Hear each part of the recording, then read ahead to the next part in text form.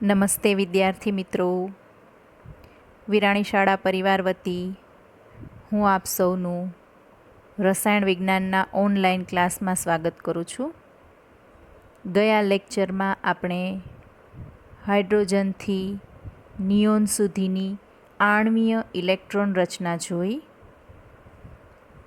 આશા રાખું છું તમને આવડી જ ગઈ હશે.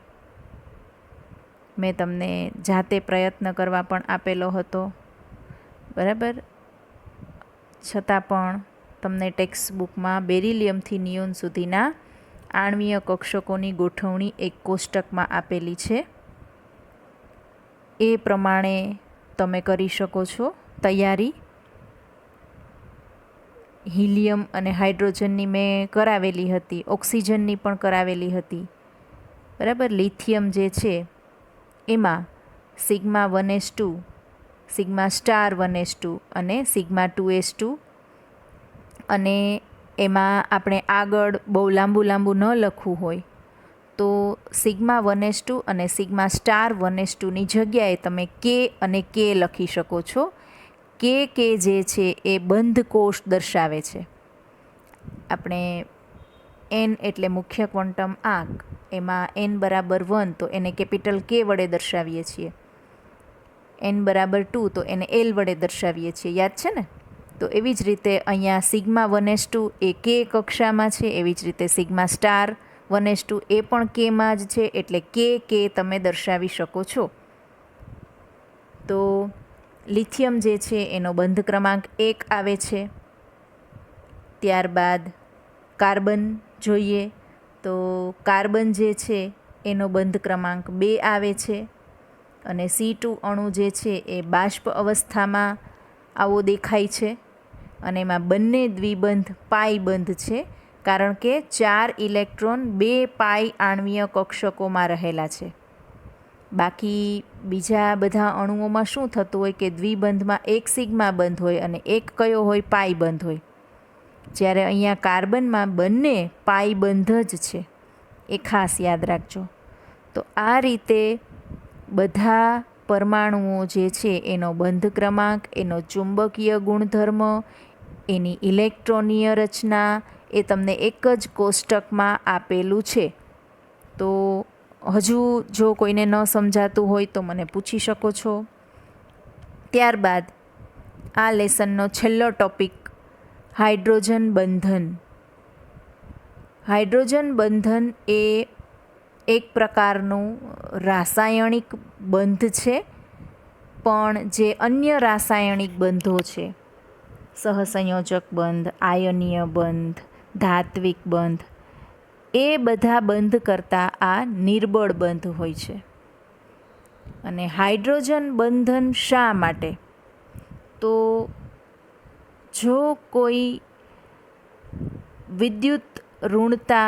વધુ વિદ્યુત ઋણતા ધરાવતો તત્વ હાઇડ્રોજન સાથે જ્યારે જોડાયેલો હોય ત્યારે એ હાઇડ્રોજન ઉપર આંશિક ધન વીજભાર અને વધુ વિદ્યુત ઋણતા ધરાવતા તત્વ ઉપર આંશિક ઋણ વીજભાર આવે છે. એ આપણે ધ્રુવીય સહસંયોજક બંધમાં શીખી ગયા, બરાબર. કે સપોઝ કે HFની આપણે વાત કરીએ, હાઇડ્રોજન ફ્લોરાઇડ, તો એમાં ફ્લોરિનની વિદ્યુત ઋણતા વધારે છે અને હાઇડ્રોજનની વિદ્યુત ઋણતા ઓછી છે. એટલે જ્યારે HF અણુ હશે ત્યારે એ HF વચ્ચેનો બંધ એ ધ્રુવીય બંધ બને છે, કેમ કે ફ્લોરિનની વિદ્યુત ઋણતા વધારે છે, પરિણામે બંધનો ઇલેક્ટ્રોન યુગ્મ ફ્લોરિન તરફ આકર્ષાયેલું રહે છે, અને હાઇડ્રોજન ઉપર આંશિક ધન વીજભાર ઉત્પન્ન થાય છે અને ફ્લોરિન ઉપર આંશિક ઋણ વીજભાર ઉત્પન્ન થાય છે. હવે જ્યારે આવા જે અણુઓ છે એ પ્રવાહી અવસ્થામાં હોય ત્યારે એ નજીક હોય છે, અને પરિણામે એ હાઇડ્રોજન આંશિક ધન વીજભારિત જે હાઇડ્રોજન છે એ અન્ય અણુના વધુ વિદ્યુત ઋણમય ફ્લોરિન સાથે એ નિર્બળ પ્રકારનો બંધ બનાવે છે, જેને આપણે હાઇડ્રોજન બંધ કહીએ છીએ, બરાબર. તો એની વ્યાખ્યા જોઈએ તો એક પ્રકારનું આકર્ષણ બળ છે કે જેમાં એક અણુના હાઇડ્રોજન પરમાણુને વિદ્યુત ઋણમય પરમાણુ, બરાબર, વિદ્યુત ઋણમય પરમાણુ એટલે કયા કયા? તો ફ્લોરિન, ઓક્સિજન અથવા તો નાઇટ્રોજનની સાથે બાંધી રાખે છે, જેને હાઇડ્રોજન બંધન કહેવામાં આવે છે. બરાબર. અન્ય રીતે પણ એની વ્યાખ્યા આપી શકીએ કે સહસંયોજક બંધથી જોડાયેલા અણુઓ કે જેમાં આંશિક ધન વીજભારિત હાઇડ્રોજન અને વધુ વિદ્યુત ઋણમય તત્વ હોય તો એ ધન વીજભારિત હાઇડ્રોજન અને વિદ્યુત ઋણમય તત્વ વચ્ચે નિર્બળ પ્રકારનું આકર્ષણ બળ નીપજે છે, જેને હાઇડ્રોજન બંધ કહેવામાં આવે છે. અને એને ત્રુટક રેખા વડે દર્શાવી શકાય છે. બરાબર, ડોટ ડોટ ડોટ વડે તમે એને દર્શાવી શકો છો. તો આ મોટે ભાગે હાઇડ્રોજન એ એમોનિયા, હાઇડ્રોજન ફ્લોરાઇડ અને પાણીમાં સૌથી વધારે જોવા મળે છે પ્રવાહી અવસ્થામાં. તમે આના વિશે ધોરણ 9માં ભણી જ ગયા છો.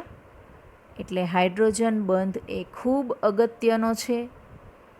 એને લીધે આ પૃથ્વી ઉપર પાણી ટકી રહેલું છે.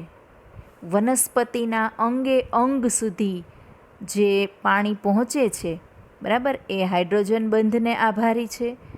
જમીનમાં ભેજ ટકી રહે છે, એ પણ હાઇડ્રોજન બંધને આભારી છે. ત્યારબાદ જે આપણા સ્નાયુઓમાં જે દવાઓની અસરકારકતા છે, પાણી સાથે દવા લઈએ છીએ ને, તો એ પણ હાઇડ્રોજન બંધને આભારી છે. આપણા શરીરમાં જે પ્રોટીન્સ છે એમાં એમિનો એસિડ છે, અગત્યનો ભાગ ભજવે છે, એમાં પણ હાઇડ્રોજન બંધ છે. એટલે હાઇડ્રોજન બંધ એ ખૂબ અગત્યનો રાસાયણિક બંધ છે, જે સહસંયોજક બંધનો એક પ્રકાર જ છે. અને હાઇડ્રોજન બંધની માત્રા એ આ સંયોજનની ભૌતિક અવસ્થા ઉપર આધાર રાખે છે. ઘન અવસ્થામાં મહત્તમ હોય છે, જ્યારે વાયુ અવસ્થામાં એ ઓછો જોવા મળે છે. તો આ હાઇડ્રોજન બંધ જે છે એ શેમાં જોવા મળે? તો આપણે જોયું એમ પાણીમાં જોવા મળે છે.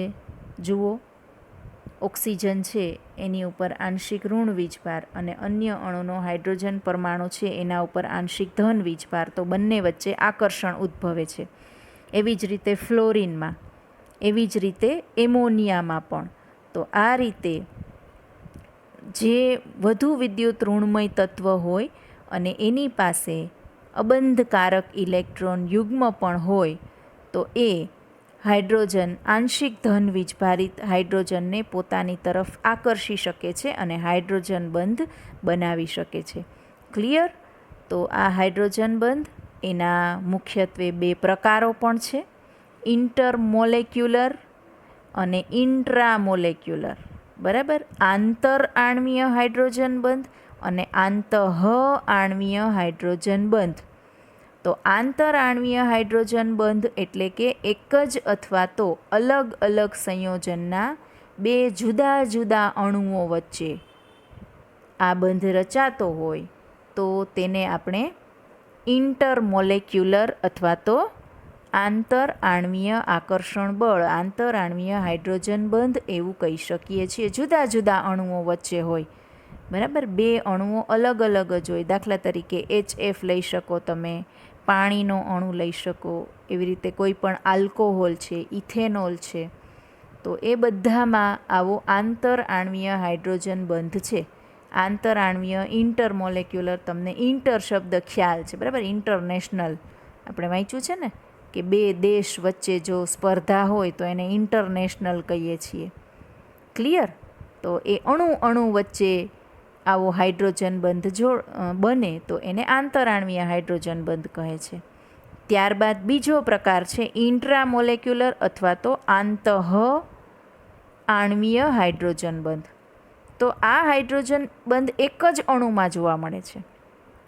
એવો મોટો એક અણુ હોય કે જેમાં બે વધુ વિદ્યુત ઋણમય તત્વ હોય, એ પછી ફ્લોરિન હોઈ શકે, ઓક્સિજન હોઈ શકે કે નાઇટ્રોજન હોઈ શકે, એના અંદરો અંદર જ અણુના જ પરમાણુઓ વચ્ચે જ્યારે આવો હાઇડ્રોજન બંધ જોવા મળે તો એને આપણે આંતઃ આણ્વીય અથવા ઇન્ટ્રામોલેક્યુલર હાઇડ્રોજન બંધ કહીએ છીએ.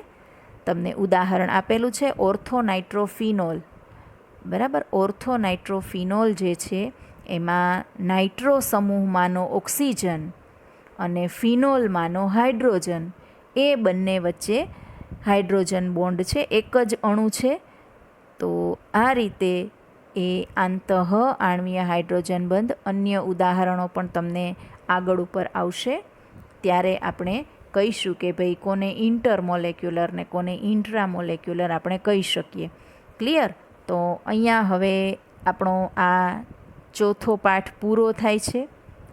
તમે સ્વાધ્યાયના પ્રશ્નો જે છે એ કરતા જાજો. જે પ્રશ્ન ન આવડે એ મને મેસેજ કરી શકો છો, કોલ કરી શકો છો. તો એમાં પણ આ પાઠમાં 40 પ્રશ્નો છે. બરાબર, બહુ મોટા મોટા નથી, પણ એ તમારે કરવા પડશે. એટલે 2 દિવસમાં શક્ય હોય તો એ કરી નાખજો. અને આપણે આ પાઠનું ફટાફટ રીકેપ જોઈ લઈએ.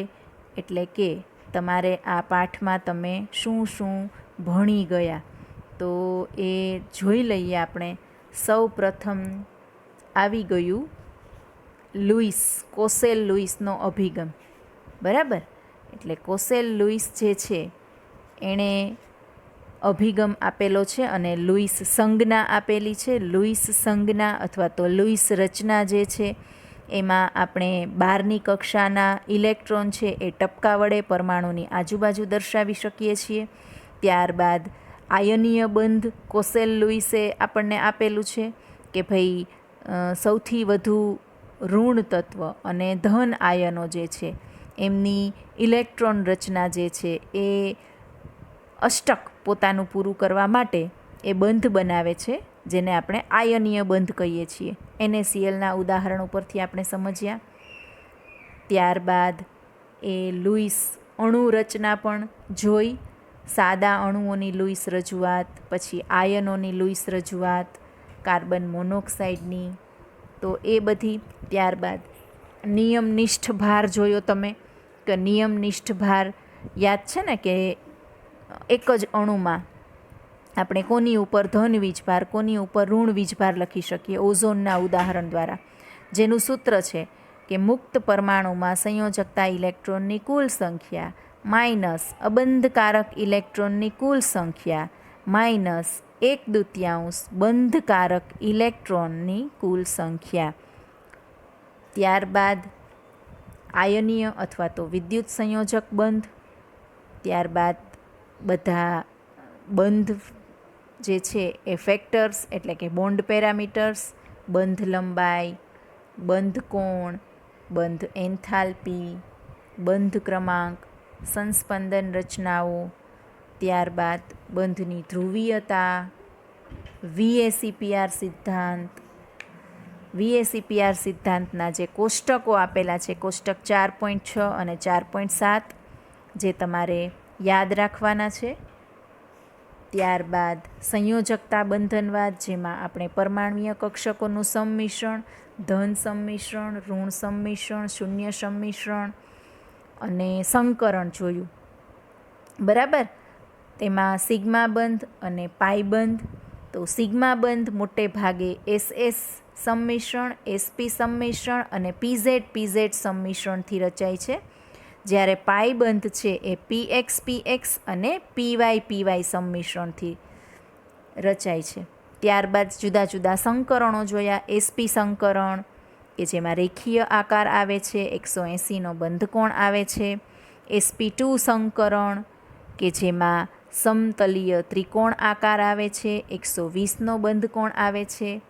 SP3 સંકરણ કે જેમાં સમચતુષ્ફલકીય આકાર અને બંધકોણ 109.5. તો આ રીતે આપણે PCl5 પણ જોયું, SP3D પ્રકારનું સંકરણ. SF6 જોયું કે જેમાં SP3D2 સંકરણ. ત્યારબાદ આણ્વીય કક્ષકવાદ. તો હવે આ પાઠમાં મને લાગે છે કોઈને કાંઈ ડાઉટ હશે નહીં, અને જો હોય તો ક્લિયર કરી લેજો. મને ફોન કરી શકો છો તમે, અને મેસેજમાં પણ પર્સનલ મેસેજ કરશો તો પણ હું તમને સમજાવીશ. બરાબર? એટલે આશા રાખું કે 26 તારીખની પરીક્ષામાં તમે બધા સારો સ્કોર કરી શકો છો. Thank you.